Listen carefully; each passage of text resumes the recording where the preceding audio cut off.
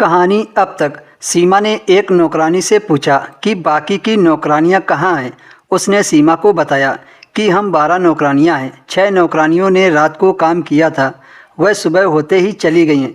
कुछ देर आराम करने के बाद वह वापस काम पर आ जाएंगी, मगर आज बाकी की 6 नौकरानियां मौजूद हैं।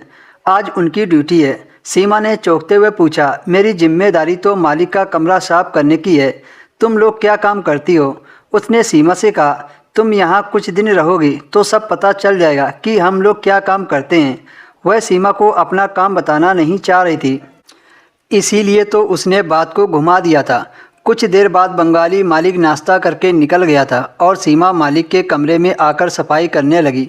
सफाई करते करते सीमा को दोपहर हो गई और जब बाहर निकली तो उसी नौकरानी ने सीमा को खाना दिया और कहने लगी कि ड्राइंग रूम में सारी नौकरानियां बैठी हैं, तुम उनके साथ खाना खा लो। सीमा उठकर ड्राइंग रूम में चली गई।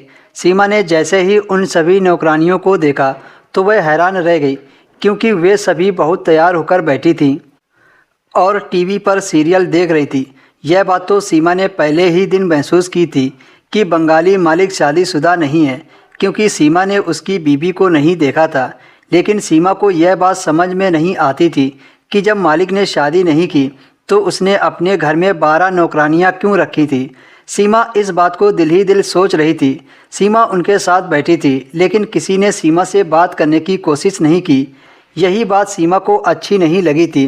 बस एक ही नौकरानी थी जो सीमा से बात करती थी। फिर सीमा वापस से आकर कमरे में काम करने लगी और शाम तक वह इसी काम में लगी रही। आज भी सीमा जब घर जाने लगी तो उसी नौकरानी ने सीमा को फिर से उसके पति के लिए खाना पैक करके दिया। यह देखकर सीमा ने अपने आप से कहा कि मालिक इतना उस पर मेहरबान क्यों है। फिर सीमा ने उस नौकरानी से इसकी वजह पूछी तो नौकरानी ने बताया कि बंगाली मालिक बहुत अमीर है और उसकी पत्नी मर चुकी है, इसलिए वह गरीब नौकरानी की मदद करता है।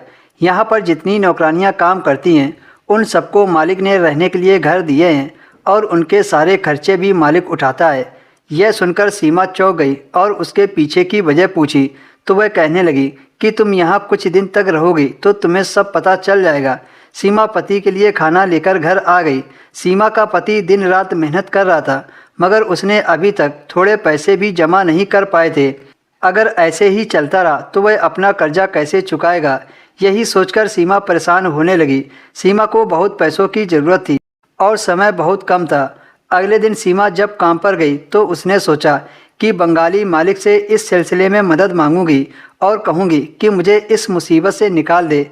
इस काम के बदले मैं सारी ज़िंदगी उसके घर काम करने के लिए तैयार हूँ। लेकिन सीमा की मुलाकात मालिक से नहीं हो पाई। सोचा कल बात कर लूँगी। इसी तरह 4 दिन निकल गए, मगर सीमा की मुलाकात मालिक से नहीं हो पाई।